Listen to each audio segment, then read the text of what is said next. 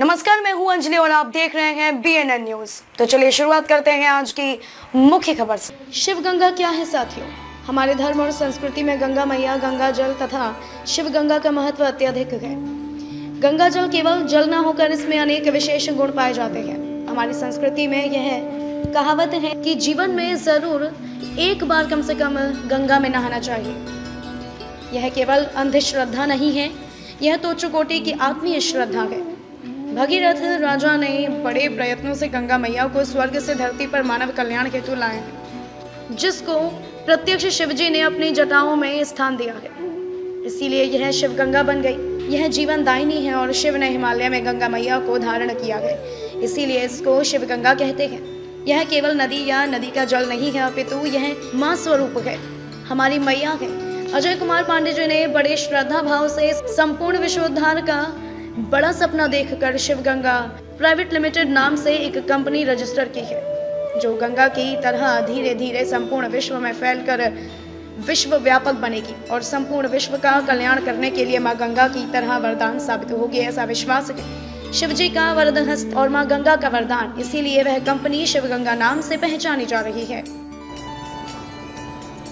अजय कुमार पांडे जी ने बड़े श्रद्धा भाव से संपूर्ण विश्वोद्धार का बड़ा सपना देखकर शिवगंगा प्राइवेट लिमिटेड नाम से कंपनी रजिस्टर किया है, जो गंगा की तरह धीरे धीरे संपूर्ण विश्व में फैलकर विश्व व्यापक बनेगी और संपूर्ण विश्व का कल्याण करने के लिए माँ गंगा की तरह वरदान साबित होगी, ऐसा विश्वास है। शिवजी का वरदहस्त और माँ गंगा का वरदान, इसलिए यह कंपनी शिव गंगा नाम से पहचानी जा रही है। हर हर बोले, हर हर गंगे।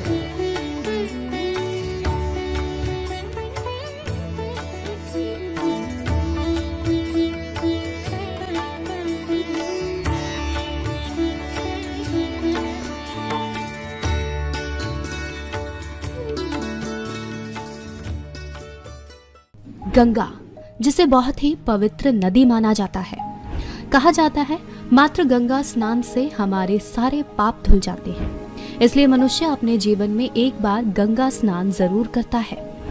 शास्त्रों में भी गंगा को देव नदी कहा गया है। पुराणों में गंगा की उत्पत्ति के बारे में अनेक मान्यताएं भी प्रसिद्ध हैं। एक मान्यता के अनुसार ब्रह्मा जी के कमंडल का जल गंगा नामक युवती के रूप में प्रकट हुआ था। एक अन्य कथा के अनुसार ब्रह्मा जी ने विष्णु जी के चरणों को आदर सहित धोया और उस जल को अपने कमंडल में एकत्रित कर लिया। तीसरी मान्यता के अनुसार गंगा पर्वतों के राजा हिमवान और उनकी पत्नी मैना की पुत्री है। इस प्रकार गंगा जी देवी पार्वती की बहन भी हैं। प्रत्येक मान्यता में ये अवश्य आता है कि गंगा जी का पालन पोषण स्वर्ग में ब्रह्मा जी के संरक्षण में हुआ। इस नदी को पृथ्वी पर लाने का काम महाराज भागीरथ ने किया था। इसे भगवान शिव अपने सिर पर धारण किए हुए हैं। तो दोस्तों, आज हम इस वीडियो में आपको बताएंगे श्री हरि के चरणों से गंगा शिव जी की जटाओं में क्यों और कैसे विराजमान हुई। तो आइए जानते हैं इस प्रचलित कथा के बारे में। भागीरथ एक प्रतापी राजा थे।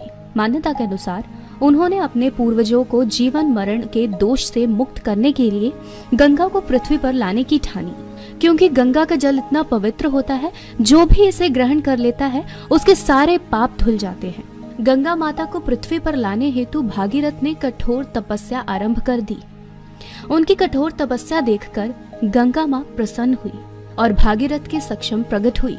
लेकिन उन्होंने पृथ्वी पर आने से पहले भागीरथ को सावधान किया कि मैं जब स्वर्ग से पृथ्वी पर आऊंगी तो पृथ्वी से मेरा वेग सहन नहीं होगा। मेरे तेज बहाव से सारी धरती नष्ट हो जाएगी और मैं रसातल में चली जाऊंगी। गंगा को ये अभिमान था कि कोई उनका वेग सहन नहीं कर सकता। ये सुनकर भागीरथ सोच में पड़ गए, लेकिन वो जानते थे महादेव उनकी मदद अवश्य करेंगे। तब उन्होंने भोलेनाथ की उपासना शुरू कर दी। संसार के दुखों को हरने वाले शिव शंभु उनकी उपासना से प्रसन्न हो गए और भागीरथ से वर मांगने को कहा। भागीरथ ने अपना सब मनोरथ उनसे कह दिया।